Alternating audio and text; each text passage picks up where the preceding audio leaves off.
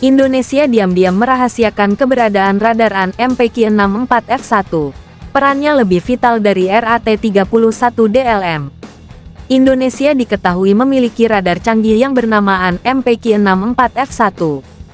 Keberadaan dari radar AN-MPQ-64F1 di Indonesia diketahui dari Defense News yang berjudul Indonesia Struck a $77 million deal for an air defense system by Norway's Kongsberg. Menurut informasi, Indonesia selaku operator NASAMS pasti memiliki radar AN-MPQ-64F1 sebagai salah satu komponen utama NASAMS. Sayangnya pihak Kemhanri ataupun TNI tidak pernah memposting keberadaan radar AN-MPQ-64F1 karena bersifat rahasia. Komponen radar AN-MPQ-64F1 menjadi bagian penting dari sistem pertahanan udara NASAMS di tingkat baterai. Tanpa adanya radar AN-MPQ-64F1 maka kinerja NASAMS dalam menembak jatuh target udara tak akan pernah terjadi. Dikutip dari laman Kongsberg, radar AN-MPQ-64F1 dikenal sebagai sentinel yang mengadopsi sistem X-band. Dengan mengusung sistem X-band maka radar AN-MPQ-64F1 memiliki antena yang lebih kecil dan resolusi target yang lebih tinggi. Terlebih lagi kemampuan radar AN-MPQ-64F1 dapat mendeteksi objek yang lebih kecil karena lebih sensitif dan hal ini disebabkan panjang gelombang yang lebih kecil. Belum lagi panjang gelombang radar AN-MPQ-64F1 yang lebih pendek juga memungkinkan pencitraan resolusi lebih tinggi untuk identifikasi target. Maka tak heran jika radar AN-MPQ-64F1 dapat digunakan untuk operasi penargetan khususnya udara. Selain itu, kemampuan data deteksi radar AN-MPQ-64F1 bersifat 360 derajat serta memiliki cakupan pelacakan dan identifikasi target hingga jangkauan 120 km. AN-MPQ-64F1 diketahui menggunakan teknologi pensil beam sempit yang canggih serta kontrol komputer yang modern.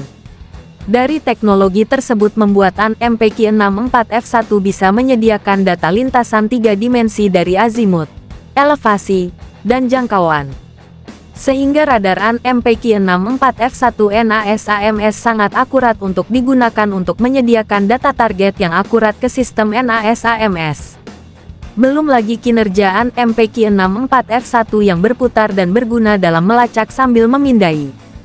Terbukti jika AN-MPQ-64F1 dapat melacak lebih dari 60 target individu dan pada saat yang sama serta memindai target baru.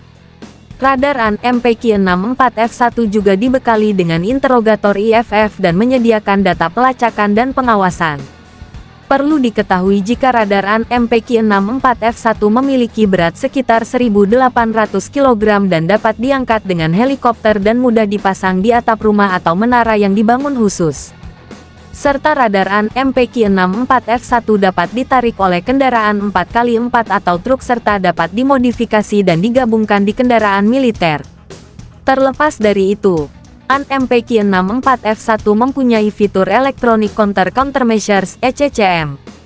ECCM pada AN-MPQ-64F1 berguna untuk mengurangi atau menghilangkan efek penanggulangan elektronik pada sensor elektronik. Sehingga AN-MPQ-64F1 tahan akan adanya serangan elektronika atau jamming. Diklaim jika AN-MPQ-64F1 sulit dideteksi musuh karena memiliki fitur canggih khusus. Alhasil AN-MPQ-64F1 sulit diserang oleh rudal anti-radiasi musuh. Dikutip dari Army Recognition pada tanggal 20 November tahun 2020, AN-MPQ-64F1 bisa beroperasi penuh dalam hitungan menit. Serta penempatan AN-MPQ-64F1 dapat ditempatkan dalam waktu kurang dari 15 menit dan diperintahkan berbaris dalam waktu kurang dari 10 menit oleh 2 orang awak. Tidak diperlukan peralatan atau personel penanganan darat khusus tambahan dan hanya kru yang terdiri dari 2 orang yang diperlukan untuk pengoperasian AN-MPQ-64F1. 1 operator dan 1 pengelola radar MPQ-64F1.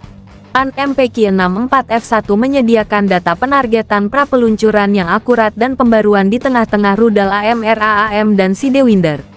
Untuk kemampuan AN-MPQ-64F1 memiliki elevasi dari -10 derajat ke bawah hingga 55 derajat ke atas. Dari beberapa penjelasan di atas maka AN-MPQ-64F1 perannya lebih vital dari RAT-31 DLM dalam bertugas untuk menyasar target.